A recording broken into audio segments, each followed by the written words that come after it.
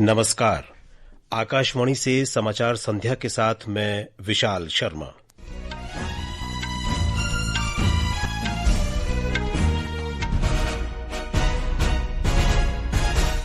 मुख्य समाचार। नेपाल में सोशल मीडिया पर प्रतिबंध लगाने के बाद हुई हिंसक झड़पों में 19 लोगों की मौत और 340 से ज्यादा घायल। प्रधानमंत्री नरेंद्र मोदी ने एनडीए सांसदों से अगली पीढ़ी के जीएसटी सुधारों और ऑनलाइन गेमिंग विधेयक सहित प्रमुख कानूनों के बारे में लोगों को जागरूक करने को कहा। सर्वोच्च न्यायालय ने निर्वाचन आयोग को बिहार में मतदाता सूची पुनरीक्षण अभियान के दौरान पहचान प्रमाण के लिए आधार कार्ड को 12वें दस्तावेज के रूप में स्वीकार करने का निर्देश दिया। उपराष्ट्रपति चुनाव के लिए कल मतदान। एनडीए उम्मीदवार सीपी राधाकृष्णन का मुकाबला इंडिया गठबंधन के बी सुदर्शन रेड्डी से होगा।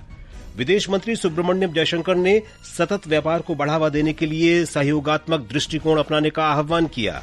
ब्रिक्स नेताओं के शिखर सम्मेलन में वर्चुअल संबोधन में बढ़ती व्यापार बाधाओं के खिलाफ चेतावनी दी। और चीन में महिला एशिया कप हॉकी में भारत सिंगापुर को 12-0 से करारी शिकस्त देकर सुपर 4 चरण में पहुंचा। अब समाचार विस्तार से। नेपाल में भ्रष्टाचार और सरकार के सोशल मीडिया पर प्रतिबंध के खिलाफ युवाओं के विरोध प्रदर्शनों में 19 लोगों की मौत हो गई है और 340 से अधिक घायल हुए हैं। काठमांडू के बानेश्वर में हिंसक प्रदर्शन पर नियंत्रण के लिए पुलिस ने गोलियां चलाईं। घायलों में प्रदर्शनकारी, सुरक्षाकर्मी और पत्रकार शामिल हैं। स्वास्थ्य मंत्रालय ने अस्पतालों को सभी घायलों का निःशुल्क उपचार करने का निर्देश दिया है। इस बीच स्थिति को नियंत्रित करने के लिए देश के कई हिस्सों में कर्फ्यू लगा दिया गया है। ये प्रदर्शन 4 सितंबर को फेसबुक, इंस्टाग्राम, एक्स और यूट्यूब सहित गैर पंजीकृत सोशल मीडिया प्लेटफॉर्म पर देशव्यापी प्रतिबंध लागू करने के बाद शुरू हुआ। प्रधानमंत्री केपी शर्मा ओली ने आज शाम काठमांडू में अपने आवास पर मंत्रिपरिषद और राष्ट्रीय सुरक्षा परिषद की आपात बैठक की। प्रधानमंत्री नरेंद्र मोदी ने राष्ट्रीय जनतांत्रिक गठबंधन सांसदों से अगली पीढ़ी के वस्तु और सेवा कर जीएसटी सुधारों की जानकारी लोगों तक पहुंचाने का आग्रह किया है। श्री मोदी ने ऑनलाइन गेमिंग प्रोत्साहन और विनियमन विधेयक 2025 सहित विभिन्न महत्वपूर्ण कानूनों के लाभों के बारे में जागरूक करने को भी कहा। प्रधानमंत्री ने आज शाम भाजपा और एनडीए सांसदों की 2 दिन की कार्यशाला के समापन सत्र को संबोधित किया। भाजपा नेता और संसदीय कार्य मंत्री किरेन रिजिजू ने कहा कि कार्यशाला में प्रधानमंत्री ने हाल ही में संसद में पारित महत्वपूर्ण विधेयकों पर प्रसन्नता व्यक्त की। श्री मोदी ने जीएसटी सुधारों का भी उल्लेख किया। श्री रिजिजू ने कहा कि उपराष्ट्रपति चुनाव के बाद सांसद अब इस संदेश को अपने निर्वाचन क्षेत्रों में ले जाएंगे। उन्होंने कहा कि प्रधानमंत्री ने एनडीए सांसदों से आत्मनिर्भर भारत के निर्माण में महत्वपूर्ण भूमिका निभाने की अपील की।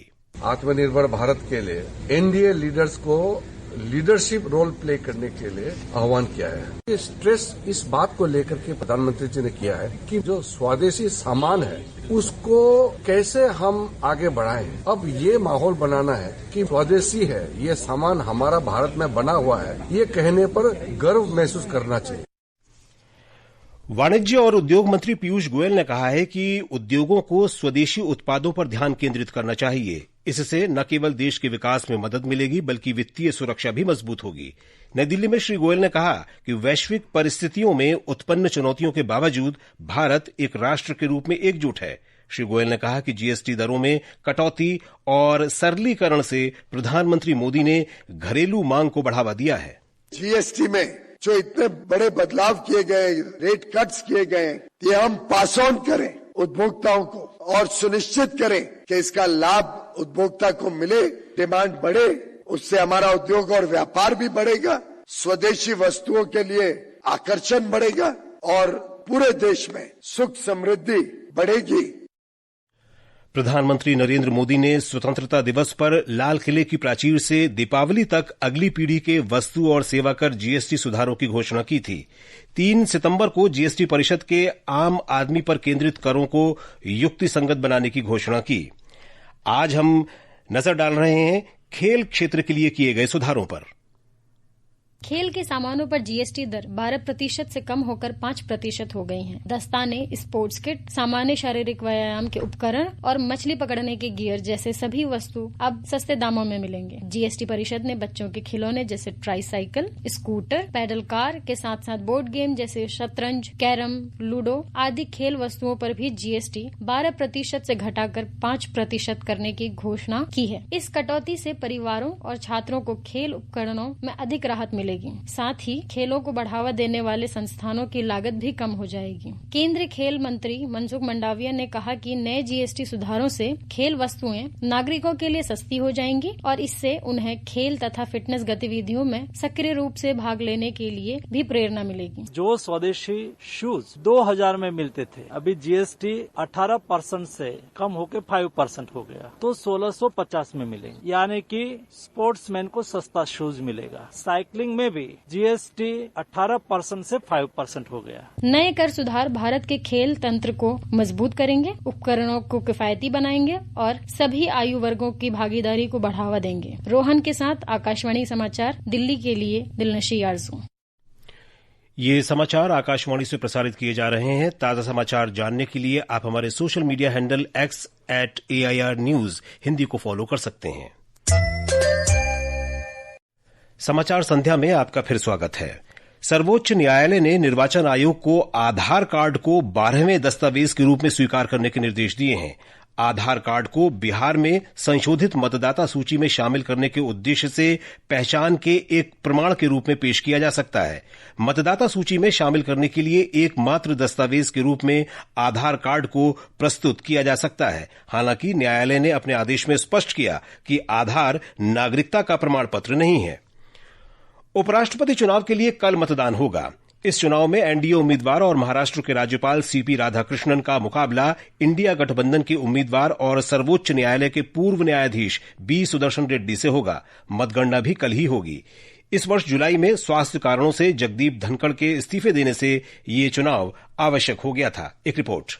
उपराष्ट्रपति का चुनाव संसद के दोनों सदनों के सदस्यों से मिलकर बने निर्वाचक मंडल द्वारा किया जाता है। इस चुनाव में गुप्त मतदान की प्रक्रिया अपनाई जाती है। निर्वाचक मंडल के सदस्य अपनी इच्छा के अनुसार मतदान कर सकते हैं और वे संबंधित पार्टी के व्हिप से बाध्य नहीं होते। उपराष्ट्रपति के चुनाव में डाले गए प्रत्येक वोट का मूल्य समान होता है। वर्तमान में लोकसभा में 542 सदस्य और राज्यसभा में 239 सदस्य हैं। इस बार उपराष्ट्रपति चुनाव के लिए निर्वाचक मंडल की कुल संख्या 781 है और जीत के लिए बहुमत का आंकड़ा 391 है। मतदान कल सुबह 10 बजे शुरू होगा और शाम 5 बजे तक चलेगा। मतगणना शाम 6 बजे के बाद की जाएगी। पहली बार उपराष्ट्रपति का चुनाव नए संसद भवन में आयोजित होगा। दीपेंद्र कुमार, आकाशवाणी समाचार, दिल्ली। विज्ञान और प्रौद्योगिकी राज्य मंत्री जितेंद्र सिंह ने कहा है कि भारत अपनी अंतरिक्ष यात्रा में एक परिवर्तनकारी चरण में प्रवेश कर रहा है। अंतर्राष्ट्रीय अंतरिक्ष सम्मेलन को वर्चुअल माध्यम से संबोधित करते हुए उन्होंने कहा कि भारत ने वर्ष 2040 तक चंद्र मिशन और 2035 तक भारतीय अंतरिक्ष स्टेशन के महत्वाकांक्षी अंतरिक्ष लक्ष्य निर्धारित किए हैं। विदेश मंत्री सुब्रमण्यम जयशंकर ने कहा है कि व्यापार पैटर्न और बाजार पहुंच वैश्विक आर्थिक चर्चा में प्रमुख मुद्दे बन गए हैं। ब्रिक्स नेताओं के शिखर सम्मेलन को वर्चुअल माध्यम से संबोधित करते हुए डॉ जयशंकर ने सतत व्यापार को बढ़ावा देने के सहयोगी और रचनात्मक दृष्टिकोण की आवश्यकता पर बल दिया। उन्होंने आगाह किया कि बढ़ती व्यापार बाधाएं और जटिल लेनदेन इसमें सहायक नहीं होंगे। The focus is on stabilizing the international economy and the world order. But it is equally essential that we turn our attention to ongoing conflicts, not least because they have direct developmental and supply chain implications. Furthermore, as we head towards the next UN General Assembly session, an exchange of views on reforming multilateralism would be appropriate. Bharat और Israel ने आज नई दिल्ली में आपसी निवेश समझौते किए। वित्त मंत्री निर्मला सीतारामन और इजरायल के वित्त मंत्री बेजलेल स्मोट्रिच ने इस समझौते पर हस्ताक्षर किए। एक रिपोर्ट। समझौते से निवेश को बढ़ावा मिलने, निवेशकों को अधिक सुरक्षा प्रदान करने, मध्यस्थता से एक स्वतंत्र विवाद समाधान व्यवस्था सुनिश्चित करके व्यापार और आपसी निवेश को प्रोत्साहन मिलने की संभावना है। इसमें निवेश को जब्त होने से बचाने, पारदर्शिता सुनिश्चित करने और सुचारू हस्तांतरण तथा नुकसान की भरपाई के प्रावधान भी शामिल है। ये समझौता आर्थिक सहयोग बढ़ाने और एक अधिक मजबूत और सुगम निवेश वातावरण बनाने की दिशा में दोनों देशों की साझा प्रतिबद्धता को दर्शाता है। श्रीमती सीतारमन ने कहा कि दोनों देशों को निवेश के अवसरों का पता लगाने और समझौते से लाभ प्राप्त करने के लिए अधिक व्यावसायिक संपर्क करने चाहिए। इजरायल के वित्त मंत्री ने साइबर सुरक्षा, रक्षा, नवाचार और प्रौद्योगिकी के क्षेत्रों में दोनों देशों के बीच अधिक सहयोग की आवश्यकता पर बल दिया। दीपेंद्र की रिपोर्ट के साथ समाचार कक्ष से वैष्णवी। ये समाचार हमारी वेबसाइट www.newsonair.gov.in और हमारे न्यूज ऑन एआईआर ऐप पर भी उपलब्ध हैं। प्रधानमंत्री नरेंद्र मोदी कल बाढ़ प्रभावित पंजाब का दौरा कर स्थिति की समीक्षा करेंगे। रेल राज्य मंत्री रवनीत सिंह बिट्टू ने कहा है कि श्री मोदी पंजाब के पठानकोट और गुरदासपुर जाएंगे। श्री बिट्टू ने कहा कि राज्य सरकार और केंद्र सरकार के दल मुआवजे के लिए नुकसान का आकलन कर रहे हैं। उन्होंने कहा कि पंजाब के मुख्य सचिव की रिपोर्ट के आधार पर केंद्र सरकार धनराशि जारी करेगी। इस बीच राज्य सरकार ने प्रधानमंत्री से बाढ़ प्रभावित पंजाब के लिए 20,000 करोड़ रुपए के राहत पैकेज की घोषणा करने का आग्रह किया है। प्रधानमंत्री कल हिमाचल प्रदेश के आपदा प्रभावित क्षेत्रों का हवाई सर्वेक्षण भी करेंगे। श्री मोदी कांगड़ा जिले के धर्मशाला में आपदा से हुए नुकसान की समीक्षा बैठक भी करेंगे। मुख्यमंत्री सुखविंदर सिंह सुक्खू ने बताया कि प्रधानमंत्री के साथ बैठक में राज्य सरकार आपदा पर एक विस्तृत प्रस्तुति देगी। उधर जम्मू कश्मीर में कई मार्गों पर चल रहे मरम्मत कार्य के चलते जम्मू श्रीनगर राष्ट्रीय राजमार्ग आज लगातार 7वें दिन भी वाहनों की आवाजाही के लिए बंद रहा। श्री माता वैष्णो देवी के पवित्र गुफा मंदिर की तीर्थयात्रा लगातार 14वें दिन भी स्थगित रही। मौसम विभाग ने कल पश्चिम बंगाल के तराई क्षेत्रों और सिक्किम में अत्यधिक बारिश का अनुमान व्यक्त किया है।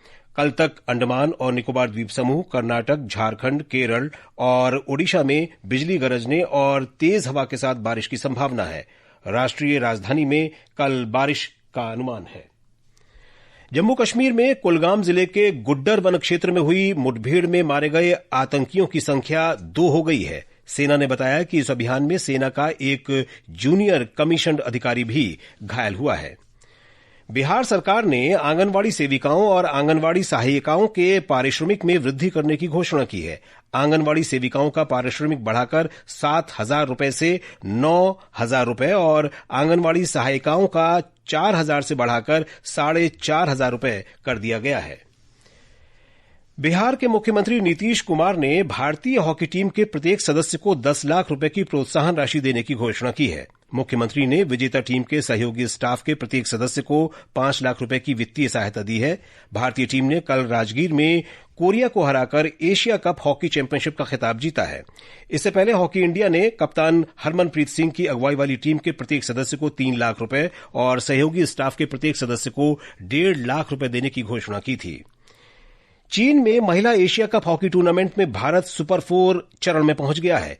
नवनीत कौर और मुमताज खान की हैट्रिक की बदौलत आज पूल मैच में भारत ने सिंगापुर को 12-0 से हराया। विजेता टीम बेल्जियम और नीदरलैंड्स में होने वाले 2026 महिला विश्व कप के लिए क्वालिफाई करेगी। एशिया कप क्रिकेट टूर्नामेंट कल से संयुक्त अरब अमीरात में शुरू हो रहा है। T20 प्रारूप में खेले जा रहे इस टूर्नामेंट में भारत और पाकिस्तान सहित 8 टीमें हिस्सा ले रही हैं। भारत का पहला मैच बुधवार को मेजबान संयुक्त अरब अमीरात से होगा। आकाशवाणी का समाचार सेवा प्रभाग आज रात 9:30 बजे फोन इन कार्यक्रम पब्लिक स्पीक में नेत्रदान के बारे में भ्रांतियां दूर करने पर परिचर्चा प्रसारित करेगा। अखिल भारतीय आयुर्विज्ञान संस्थान के डॉक्टर राजेंद्र प्रसाद नेत्र विज्ञान केंद्र की प्रोफेसर और राष्ट्रीय नेत्र बैंक की अध्यक्ष डॉक्टर नम्रता शर्मा तथा नेत्र बैंक के प्रभारी और भारतीय नेत्र बैंक संघ के महासचिव डॉक्टर राजेश सिन्हा परिचर्चा में शामिल होंगे। सरकार ने आज सोशल मीडिया पर प्रसारित होने वाले एक विज्ञापन के दावों को खारिज किया है। विज्ञापन में दावा किया गया है कि वित्त मंत्री निर्मला सीतारामन फर्जी निवेश योजना को बढ़ावा दे रही हैं। इसमें 21,000 रुपए निवेश के 1 महीने बाद 20 लाख रुपए मिलने का झूठा वादा किया गया है। और अब अंत में मुख्य समाचार एक बार फिर। नेपाल में सोशल मीडिया पर प्रतिबंध लगाने के बाद हुई हिंसक झड़पों में 19 लोगों की मौत और 340 से ज्यादा घायल। प्रधानमंत्री नरेंद्र मोदी ने एनडीए सांसदों से अगली पीढ़ी के जीएसटी सुधारों और ऑनलाइन गेमिंग अधिनियम सहित प्रमुख कानूनों के बारे में लोगों को जागरूक करने को कहा। सर्वोच्च न्यायालय ने निर्वाचन आयोग को बिहार में मतदाता सूची पुनरीक्षण अभियान के दौरान पहचान प्रमाण के लिए आधार कार्ड को 12वें दस्तावेज के रूप में स्वीकार करने का निर्देश दिया। उपराष्ट्रपति चुनाव के लिए कल मतदान। एनडीए उम्मीदवार सीपी राधाकृष्णन का मुकाबला इंडिया गठबंधन के बी सुदर्शन रेड्डी से होगा। और विदेश मंत्री सुब्रमण्यम जयशंकर ने सतत व्यापार को बढ़ावा देने के लिए सहयोगात्मक दृष्टिकोण अपनाने का आह्वान किया। इसके साथ ही समाचार संध्या का ये अंक समाप्त हुआ। नमस्कार।